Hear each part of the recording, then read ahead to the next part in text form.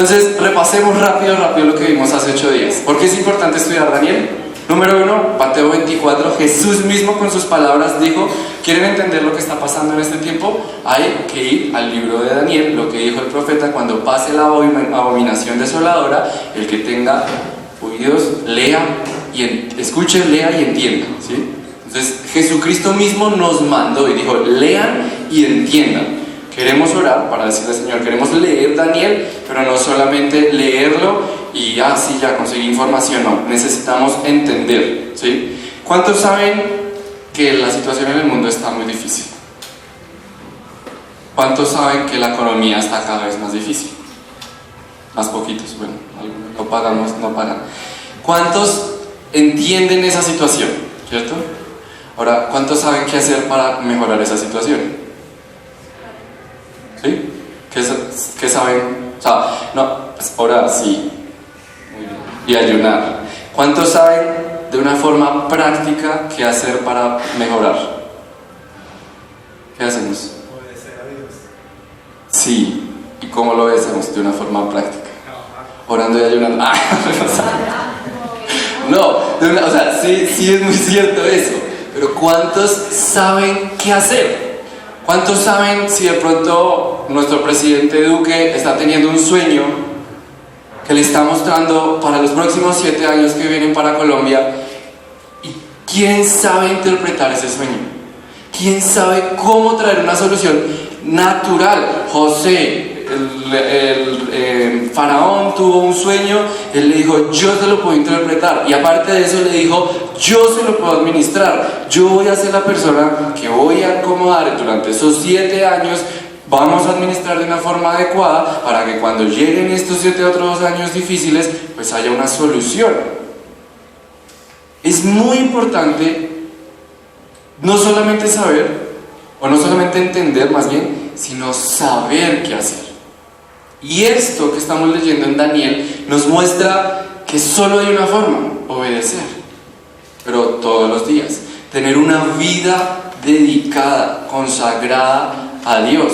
Porque muchos queremos y venimos a la iglesia y estamos acostumbrados a ver en la iglesia el super pastor, el super ungido, y queremos decir: yo quiero ser como él.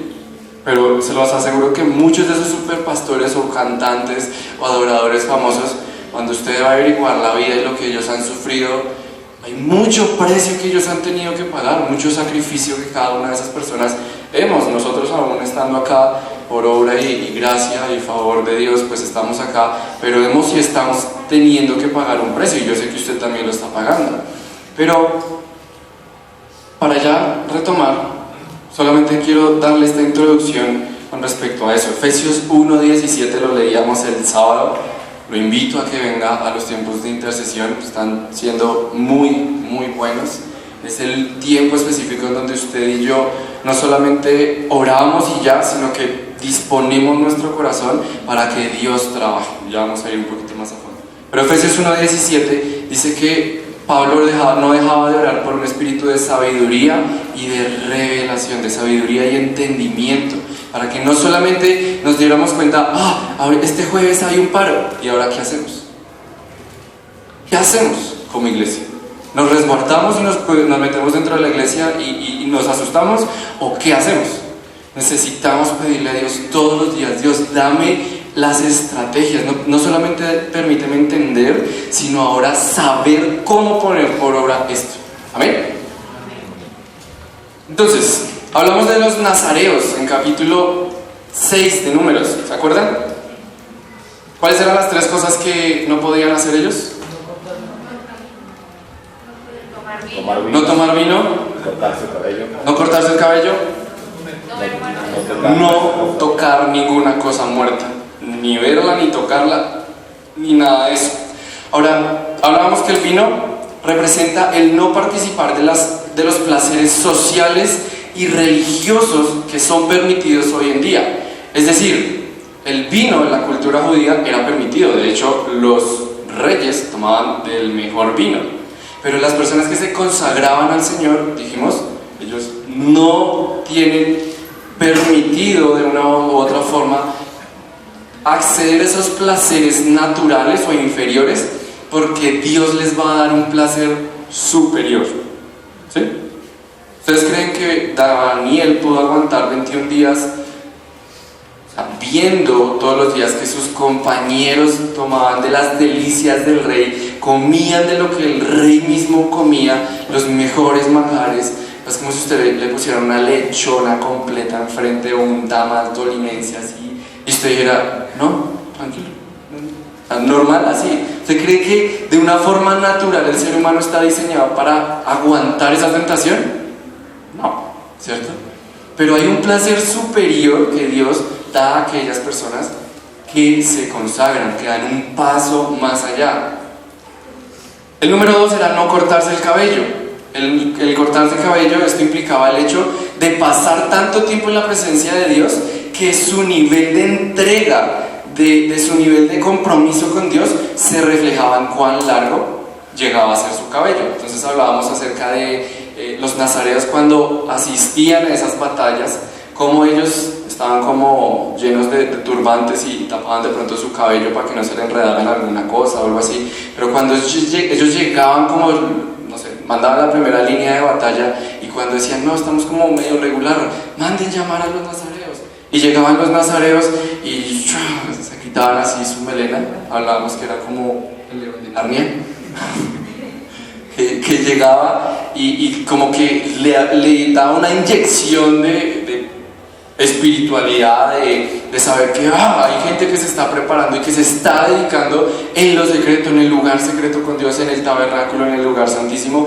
Y eso pues significaba que nosotros teníamos que tener y permanecer tanto tiempo en la presencia de Dios para que nuestro cabello espiritual pues sea también aumentado, crezca, ¿sí? Alguien que lea Romanos 12, versículo 1 y versículo 2. Y otra persona que busque 2 Corintios 3, 18.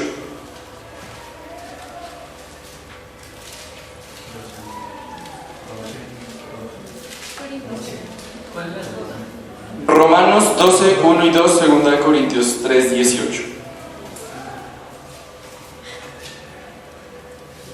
¿Alguien tiene Romanos?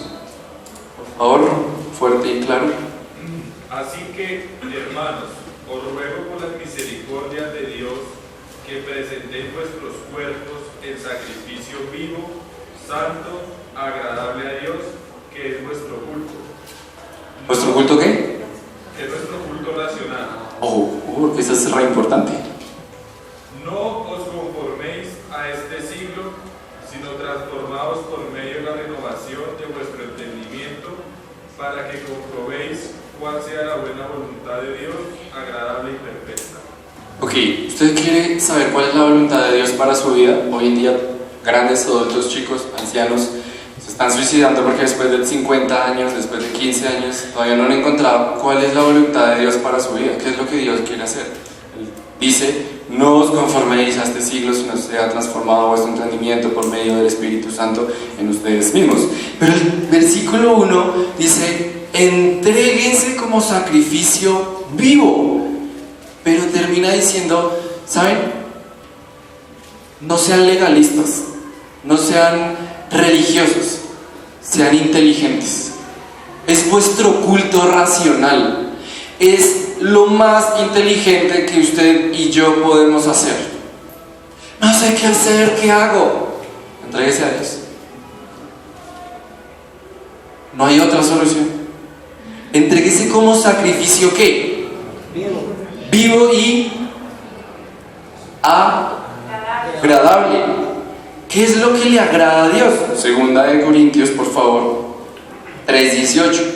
Por tanto, nosotros todos, mirando a cara descubierta como en un espejo la gloria del Señor, somos transformados de gloria en gloria en la misma imagen como por el Espíritu del Señor. Amén. ¿Qué es lo que le gusta al Señor? Que lo miremos, que lo veamos. En este momento no podemos tener una comunicación cara a cara, viéndolo realmente, pero dice que cuando vemos su palabra, vemos su presencia como en un espejo. O sea, no podemos ver toda su plenitud, toda su gloria, pero vemos como el reflejo que se da en un espejo y somos transformados. Por eso estos tiempos de adoración, por eso estos momentos en donde cantamos, en donde entramos en su presencia, podríamos hacerlo de otra forma, como lo hace la iglesia perseguida, donde no pueden tocar guitarra, donde no pueden cantar, donde no pueden hacer nada. Simplemente se reúnen muchas personas y les dice, el que está dirigiendo les dice, ok, vamos a cerrar los ojos y cada quien va a pensar en la canción que quiere cantarle a Dios y se la va a cantar mentalmente y todos empiezan a llorar inmediatamente. Podríamos hacerlo así si usted quiere. Yo veo a muchos que les gusta esa forma, como calladitos ahí. Es impresionante cómo nosotros tenemos la facultad de cantar, así sea con batería o solamente con guitarra, pero hay otras personas, hermano, que al otro lado del mundo, o que muy seguramente ya en este país, en este continente, estén siendo perseguidos. Hace muchos años atrás habían 40 países que perseguían a los cristianos. Hoy en día hay más de 70 países que persiguen a los cristianos. Usted sabe qué es lo que viene el jueves. Si no sabe, las redes sociales le han contado. Hay algo espiritual que se está levantando. Si usted, cuando llegue al capítulo 7 de Daniel, dice que él ve y tuvo una visión donde los aires, había un movimiento en los aires, en las aguas. O sea, el aire se movía a la faz de las aguas. Y es un movimiento espiritual que en todas las naciones se está levantando, donde toda la gente está diciendo queremos justicia, e inconscientemente todos están diciendo queremos a Jesús, así ninguno de ellos sepa, así ninguno de ellos entienda. Cada vez que salen a las calles a protestar y a hacer revueltas, están diciendo Señor, te queremos a ti, porque están siendo usados por ese movimiento espiritual y esa agitación en las aguas que en todo el mundo va a generarse hasta que Jesucristo diga, ok, vamos a hacer. Y hablábamos hace 8 días que en medio de todas esas revueltas, el Evangelio de los Reinos va a ser extendido hasta lo último de la tierra. Amén. ¿No le asoma eso? ¿No le alegra? Número 3, no podían tocar cosas muertas. Entonces, uno de los casos más extremos, como la muerte de un ser querido, como un padre, como una madre, como un hermano, era tildado como algo de contaminación. Pero quiero detenerme aquí un momento más, porque recuerdan que hablábamos acerca de que si esa persona iba caminando por la calle y de repente ¡pum!, alguien se moría, o un caballo estrellaba a alguien, o algo pasaba, pero enfrente de él alguien se moría, automáticamente quedaba muerto, ¿cierto? Quedaba contaminado. ¿Y cuál era la situación de cómo volver a comenzar ese pacto o ese voto nazareno? Cortarse el cabello. Pero aparte de cortarse el cabello, dice que tenía que llevar o 2 tórtolas o 2 palomas. Una para el holocausto y otra para expiación. Cuando nosotros pecamos, Dios no nos expulsa. Dios no nos dice, ay, mi amigo, lo siento, como en La Voz, hasta la próxima temporada. No, nosotros pecamos, nosotros la embarramos, pero Él nos dice, es muy sencillo, paga un precio, tráeme 2 palomas, una de expiación, otra de holocausto. Pero aparte de eso, o sea, estas 2 palomas, ¿qué quieren decir? Hay un peso que yo tengo que tener. Señor, hoy la embarré, o sea, llevaba 1 año sin ver pornografía y justo entré, un amigo me mostró y eso me hizo llegar a un pensamiento y otra vez caí en esto. Ok, hay que pagar un precio, hay que ir al lugar secreto, al lugar del tabernáculo, ante el sacerdote, ante un pastor, ante una persona, y decir, voy a ponerme a cuentas con Dios, pago este precio, tengo una necesidad verdadera y un arrepentimiento verdadero y me arrepiento. Pero ¿cuántos de aquí creen que si yo mañana, dentro de 8 días, llegara calvo, nadie se daría cuenta? ¿Cierto que no? Todos le dirían, uy, se cayó del bus o cualquier cosa. El hecho de cortarse el cabello implica un acto visible de humildad, de humillación. Puede que mi papá no se dé cuenta que yo esté viendo por las noches algo que no debe ver. Puede que mi esposa no se dé cuenta que yo la estoy engañando. Pero cuando el Espíritu Santo nos habla, cuando somos llamados a cuentas con Dios, tiene que haber un acto visible. Y de hecho en ese momento era extremadamente visible. Yo creo que si una persona estaba haciendo Nazaret y tenía el pelo por acá y mañana amanecía calvo, todos decían, uy, el man pecó. Él la embarró. Pero no había una acusación, no había, o sea, de pronto la gente humana sí la podía hacer, pero ellos sabían que su relación era con Dios, que su voto era con Dios. Y es necesario que usted y yo, a partir de este momento, no podemos avanzar y empezar a hablar de los sueños, del cómo Dios nos usa, de las manifestaciones, si no entendemos que hay un principio inicial de todas las cosas, y es el temor a Dios. No estamos jugando a ser buenas personas, lo decía yo ahorita mientras cantábamos. No estamos jugando a ser el cristiano perfecto en las redes sociales. Para que se vea que soy bien espiritual, voy a tomarle una foto de mi devocional. Para que la gente sepa que yo estoy haciendo las cosas bien, voy a publicar cantando y hagamos FaceTime. No estamos jugando a eso. Su condición y mi condición es directamente con Dios. Y ese es el principio de todos los otros 11 capítulos en donde Daniel es usado por Dios en muchas cosas. Amén.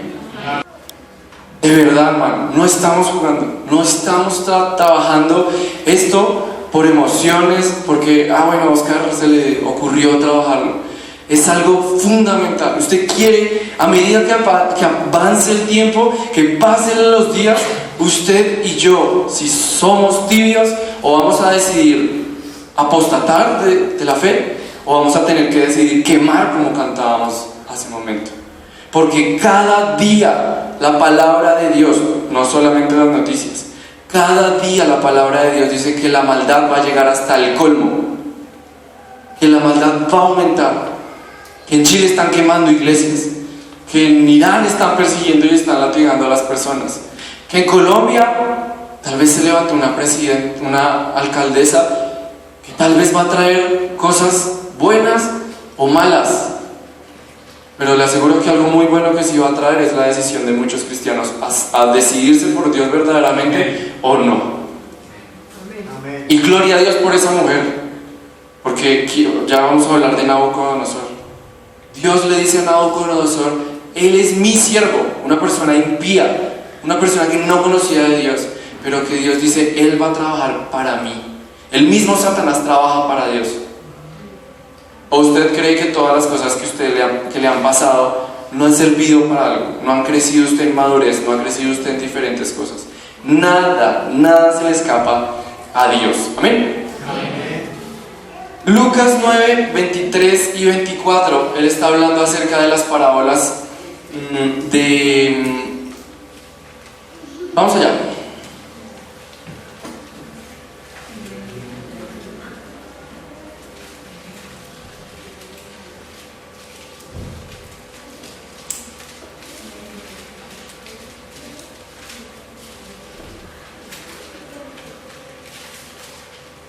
Dios quiere que nuestros actos reflejen y contengan vida. Por eso, cuando hablamos de no tocar cosas muertas, es qué comunión tiene la luz con las tinieblas, qué comunión tiene la vida con la muerte. Entonces, en Mateo 8:8, no vayamos allá, pero Dios le da una respuesta a un hombre que le dice: Señor, yo quiero seguirte, pero tengo que cuidar de mi papá. Y él le dice: deja que los muertos entierren a los muertos. Cosas que son muertas: la pornografía, la adicción al celular, a cualquier tipo de cosas, conversaciones vanas, etc. Así que si alguno quiere ir en pos de Jesús, que es lo que vamos a leer, Lucas 9, 23 y 24, él dice que niéguese a sí mismo, tome su cruz todos los días y sígame. ¿Sí? ¿Es lo que dice? ¿Alguien lo puede leer? Y decía a todos: si alguno quiere venir en pos de mí, niéguese a sí mismo, tome su cruz cada día y sígame. Amén. Unos versículos anteriores, él está diciéndole, si ustedes quieren venir, el que no deje a su padre, el que no deje a su madre, el que no deje a sus hijos, el que no deje todo en pos de mí, no va a ser digno de mí. Pero les digo que si todo aquel que deje su padre, su madre, sus hijos, no recibirá 10 o 100 veces, creo que es que dice, 100 veces más lo que dejó. Pero todos paramos ahí y decimos, qué chévere. Y no leemos las últimas dos palabras que dice, junto con persecución.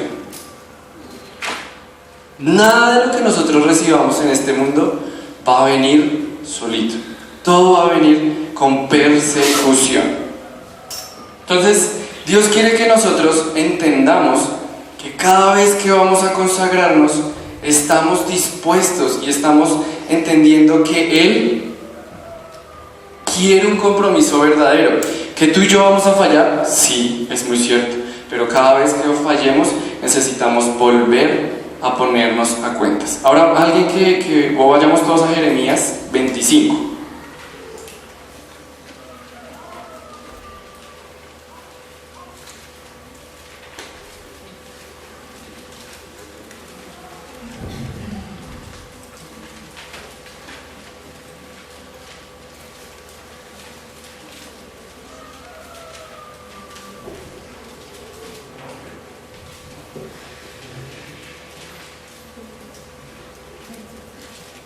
¿Lo tienen? Amén. ¿Alguien que pueda leer desde el versículo... No, dejámoslo desde el 1 hasta el 14.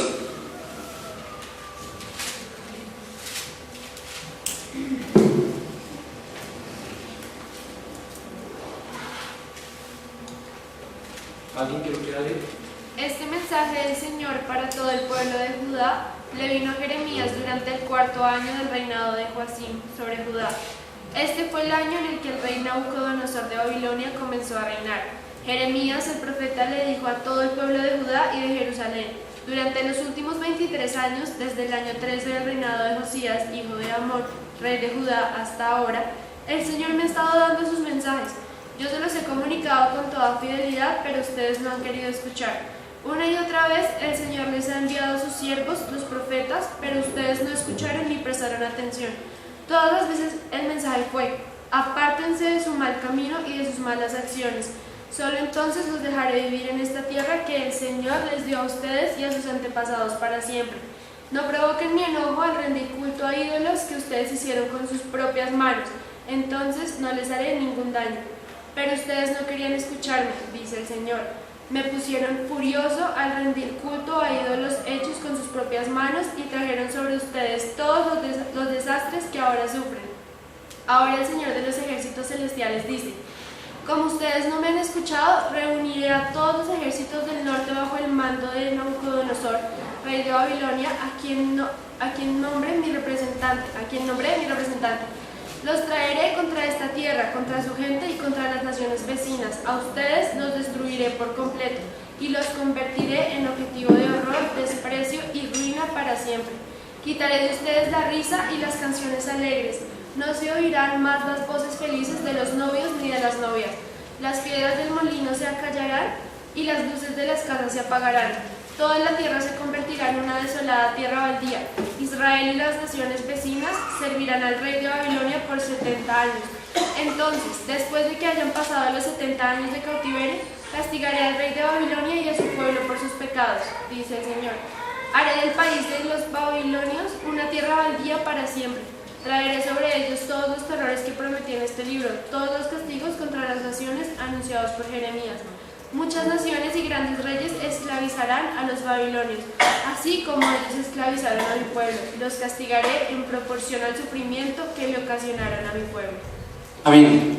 Ese es el inicio. Daniel capítulo 1:1 está narrando lo que Jeremías había profetizado. Durante 23 años él estaba continuamente diciéndole: arrepiéntanse, no hagan que Dios se aire contra ustedes, no vayan con otros dioses, dejen esos dioses ajenos, no los adoren y vengan a mí. Pero luego de 23 años de esto, él les dice: como ninguno de ustedes ha hecho esto, pues voy a utilizar a Nabucodonosor. y en la versión Reina Valera, en el versículo 9, ¿qué es lo que dice? Alguien que lo pueda leer en Reina Valera, porque ahí es donde dice mi siervo. 25:9. 25:9.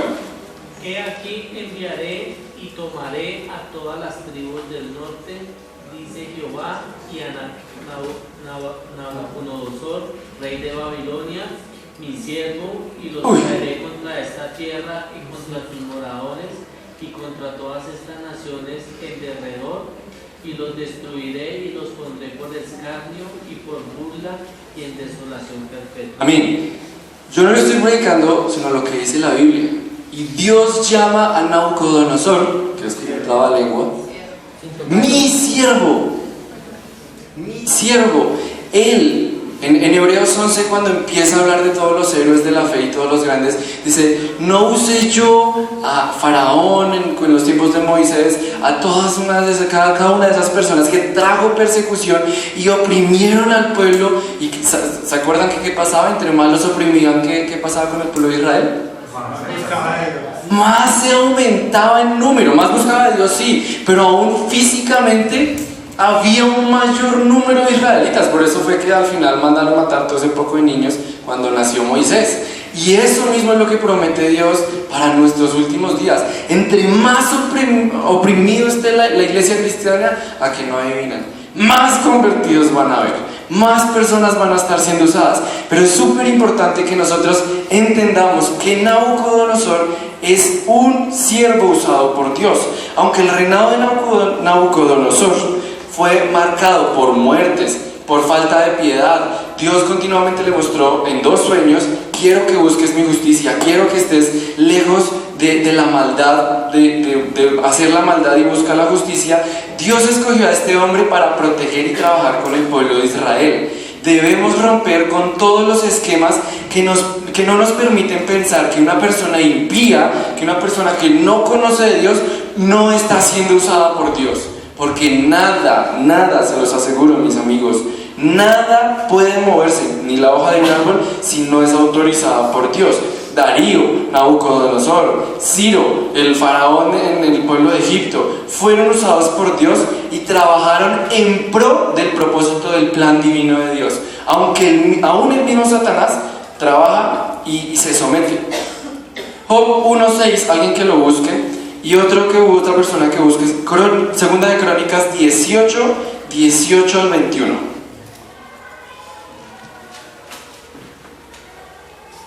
Job 1:6, otra persona que busque Segunda de Crónicas 18 al 21. Quiero que hablemos un poquito rápidamente de la soberanía de Dios. Esa palabra es muy importante para todo esto que está sucediendo con Daniel. Dios es soberano. Y en Apocalipsis, muchas veces, realmente no las conté, pero podría contarlas, muchas veces, y eso no es muy fácil, no es muy difícil, usted simplemente abre en internet concordancia electrónica, busca acá, sentado en el trono, y ahí usted sabe cuántas veces aparece en la Biblia. Muchas veces, pero en Apocalipsis 5:1, por ejemplo, hay una muestra de que Dios está sentado en el trono. Y hay una visión de cómo hay un arco iris al lado de él, encima de él, hay un mar de cristal debajo de él, están los 4 seres vivientes, etc. Pero es muy importante que entendamos que la soberanía de Dios es tan grande, es tan imposible de entender en nuestras cabezas, que aun cuando el jueves hay paro, Dios está sentado. Aun cuando en Chile están matando y están haciendo protestas, Dios está sentado en su trono. Y esto a muchos nos ofende en nuestra carne pensar: hay que actuar, hay que hacer algo. Y Dios dice: sí, tranquilos, es que yo sé qué es lo que estoy haciendo. El Salmo 2 dice: ¿por qué se amontonan los reyes de la tierra y todos se vienen en contra de mí? ¿Qué es lo que hay que hacer? El último versículo del Salmo 2 dice: besen al Hijo, honren a Jesús, únanse a Él, acérquense a Jesús, bésenlo, adórenlo. No sea que su ira se encienda contra ustedes. Eso es lo que hay que hacer. Pero la soberanía de Dios es tan grande que Él está sentado.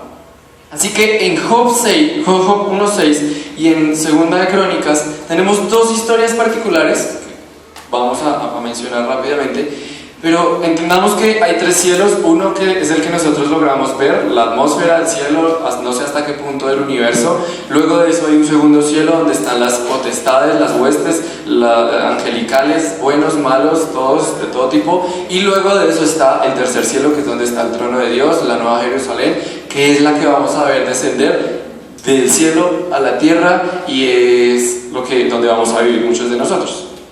Espero que todos. Pero entonces, nadie puede entrar al tercer cielo que sea malo. O sea, Satanás no puede ir a presentarse allá y entrar al trono de Dios, porque él es una persona caída, hay maldad en él, y nadie puede entrar. Hay unos ángeles, de hecho, que vemos en Génesis, que Dios crea para específicamente guardar esas entradas. Pero sí sabemos y vemos que de vez en cuando Dios baja a algún lugar del segundo cielo y llama a cuentas a las personas que están viviendo ahí. Job 1:6, ¿qué dice? Un día vinieron a presentarse delante de Jehová los hijos de Dios, entre los cuales vino también Satanás. Un día vinieron a presentarse los hijos de Dios, entre los cuales venía Satanás. Imagínense si nosotros hablamos mal del presidente y Dios ni siquiera le dice a Satanás que no es su hijo. ¿Cómo estamos nosotros en comprensión, en ese hecho de saber? No estoy diciendo, ay, qué lindo Satanás. No. Lo que estoy diciendo es, todo fue creado por Dios y para Dios. Y aún el mismo Satanás pertenece a los hijos de Dios. Y todos, ¿qué tienen que hacer? De vez en cuando presentarse delante de Dios. Y ahí le dice a Dios a Satanás, ¿de dónde vienes? Y Satanás le dice, vengo de rodear la tierra. Y hay una conversación y pasa todo lo de Job. Segunda de Crónicas, ¿qué dice? 18. Oíd pues, entonces él dijo, oíd pues la palabra de Jehová. Yo he visto a Jehová sentado en su trono, y todo el ejército de los cielos estaba a su mano derecha y a su izquierda. Hasta el 21. Y Jehová preguntó, ¿quién inducirá a Acab, rey de Israel, para que suba y caiga en Ramot de Galaad? Y uno decía así, y otro decía de otra manera.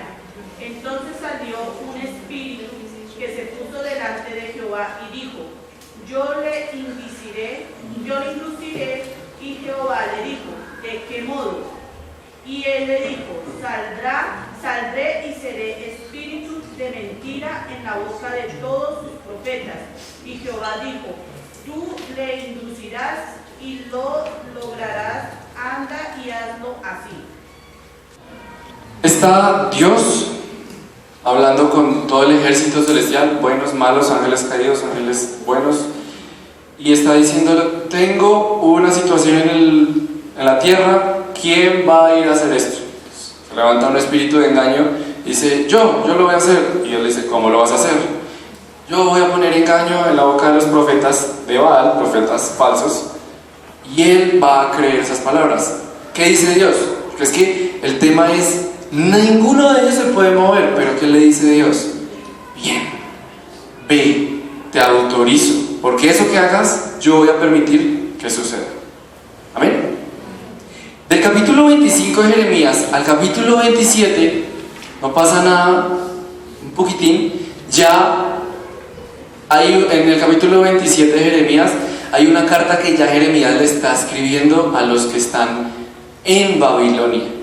Y me parece muy, muy impactante el hecho de que muchas veces nosotros usamos en nuestras oraciones, Dios sabe cuáles son los pensamientos que tiene acerca de ti, pensamientos de bien y no de mal, pensamientos de paz y no de maldad y cha. Pero ese versículo está en este capítulo 27, en donde Jeremías le está escribiendo una carta a los que están en Babilonia, diciéndoles, van a estar durante 70 años cautivos en este pueblo, pero tranquilos, que Dios sabe cuáles son los pensamientos que tiene acerca de ustedes.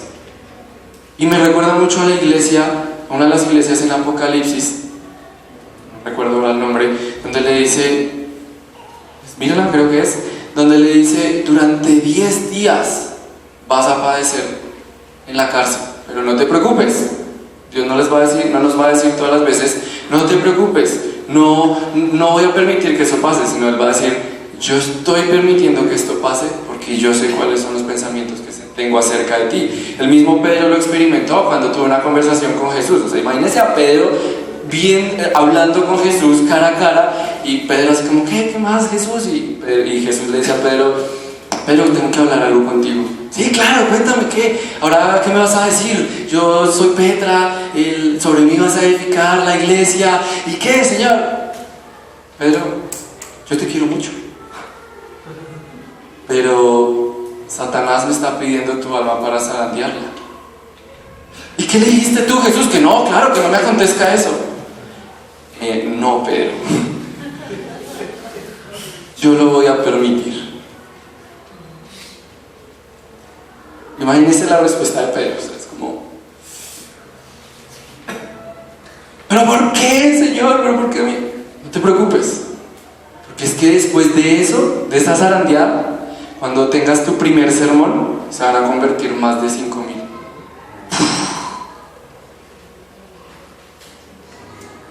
Tú y yo, lo que estamos experimentando en este momento, si estás entrando en una época de tu vida donde te sientes cautivo, donde te sientes que Satanás está arremetiendo con todo, dice Apocalipsis, que cuando el diablo fue echado a la tierra, vino con toda, porque sabía que le quedaba poco tiempo.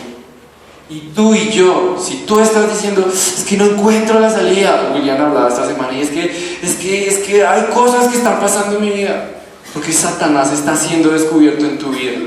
Porque eso que está en tu vida está siendo identificado, y cuando Él sabe que está siendo identificado, los días están contados. Sus días de esclavitud están contados. Si tú y yo estamos siendo libres y estamos siendo llevados por Dios a esta libertad, mi hermano, no te desesperes. Aguanta, espérate.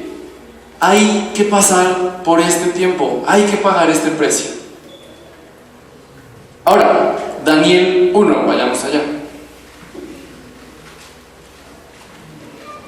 Con esto termino. Yo sé que usted y yo estamos estudiando en nuestras casas Daniel, ¿cierto? Por lo cual, pues no valdría la pena que yo viniera a repetirle lo que usted ya estudió.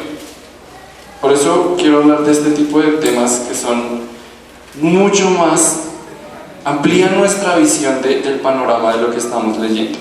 Si no lo ha leído, le invito a que esta semana lo lea en su casa. No tiene que leerlo todo de inmediato, puede escucharlo en una aplicación, puede trabajarlo. 3 cosas que hay en este primer capítulo de Daniel. Una, hablábamos sobre los papás de Daniel, ¿cierto? Que no se mencionan, pero que hicieron un trabajo tan silencioso, tan bueno, tan extremo, que cuando Daniel es llevado cautivo junto con 3 amigos, él puede levantarse en medio de todos los cautivos y todas las personas que estaban ahí, ir en contra y decir, no me voy a contaminar. Más o menos la edad promedio en la que se dice que Daniel estaba siendo cautivo fue entre los 10, 12 años a los 15 años. A partir de ahí podemos arrancar a contar toda la historia, y por eso sabemos que cuando llega al capítulo 10 o 11 más o menos su edad son como 80, 85 años. Pero si usted y yo pensamos hoy en día un muchacho de 12 años o de 15 años,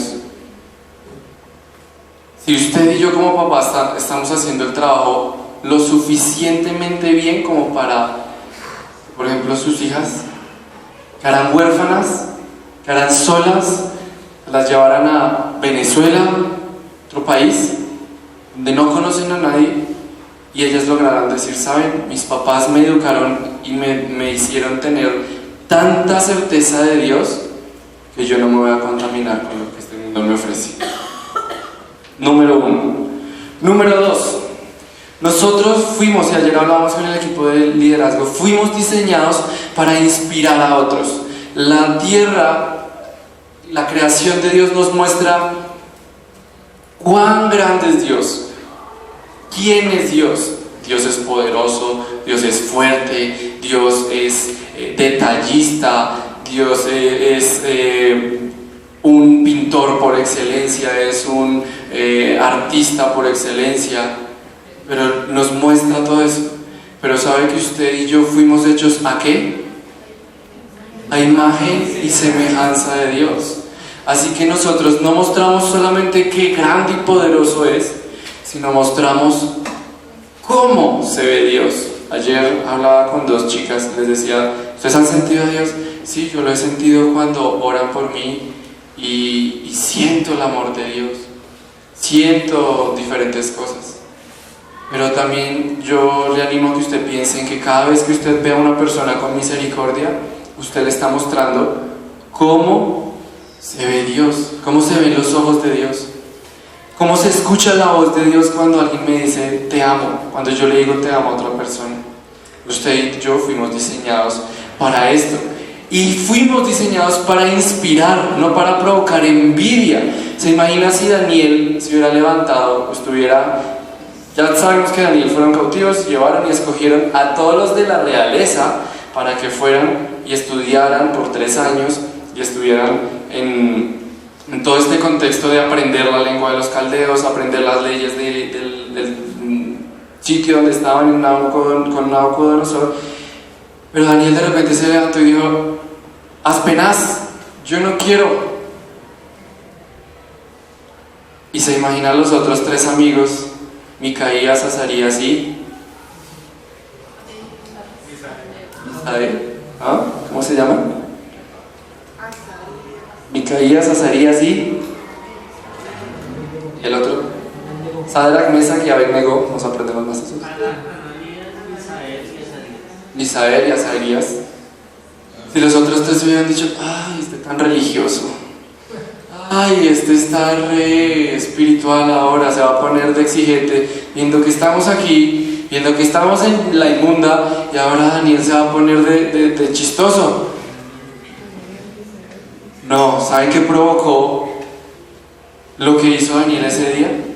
Inspiró a esas 3 personas para que en el capítulo 3 de Daniel ellos fueran capaces de decir: tampoco lo vamos a hacer, tampoco nos vamos a doblegar a una estatua. Ah, no, van para el horno de fuego. Bueno, nosotros estamos diseñados para inspirar a otros, para que mi santidad, para que mi forma y mi estilo de vivir inspire a otros. Si usted siente envidia por otros, está equivocándose. Pídale a Dios que cambie esa envidia por inspiración. El huérfano siente envidia. El Hijo de Dios se inspira y dice: yo quiero eso, yo quiero también, yo quiero poder hacer eso. Si él es capaz de levantarse y decir: no me va a contaminar, pues yo también lo voy a hacer cuando me toque a mí. Cosa número 2. Y punto número 3. Daniel le dice a esta persona, Aspenaz, le dice: pruébanos por 10 días. Era una prueba, ¿no? Pero después de esos 10 días, ¿qué pasaba con ellos, con eso? Ellos iban a continuar. A los 10 días, Aspenaz va y mira a estas personas y dice que ellos se veían más rozagantes, que se veían más robustos, que se veían con mejor semblante que todos los otros que estaban comiendo de las delicias del rey.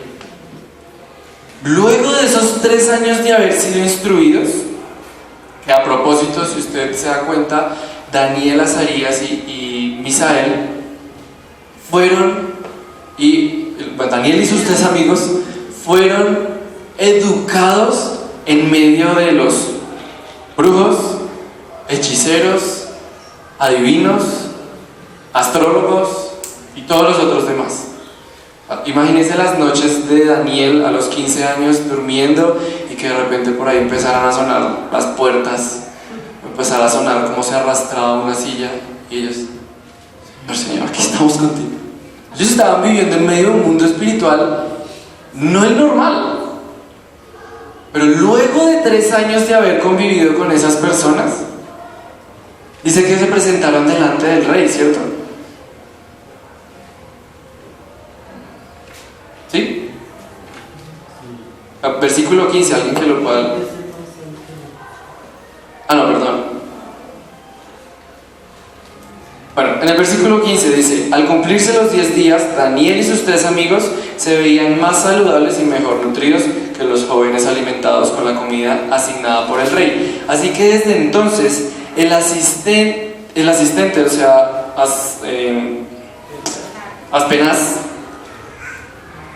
el asistente les dio de comer solo vegetales en lugar de los alimentos, y el vino que servían a los demás.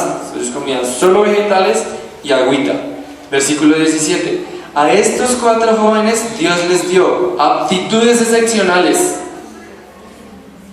para comprender todos los aspectos de la literatura y la sabiduría, y a Daniel le dio la capacidad especial de interpretar el significado de visiones y sueños. Cuando se cumplió el periodo de instrucción ordenado, es decir, 3 años, el jefe del Estado Mayor llevó a estos jóvenes ante el rey Nabucodonosor.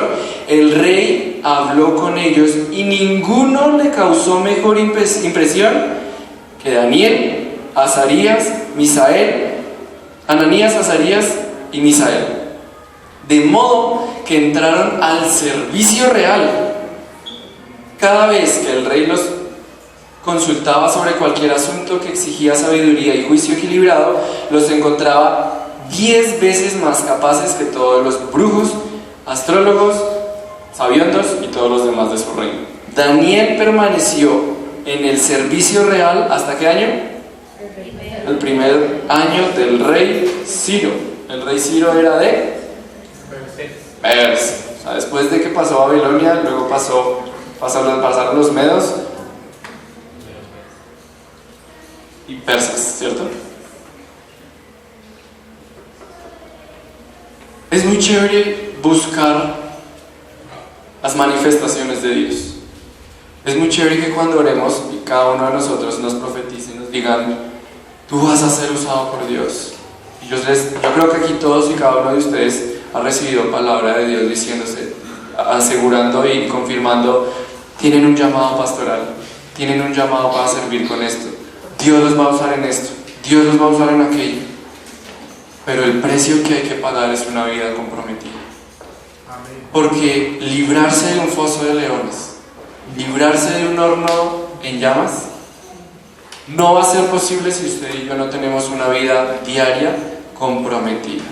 Una vida en donde no bebemos vino de este mundo, donde no nos cortamos el cabello, es decir, no nos conformamos a este siglo, sino somos transformados cada día, y en donde no estamos tocando nada muerto, en donde nuestro diario vivir es luchar y declararle una vida completa, una vida completamente en guerra a estas cosas.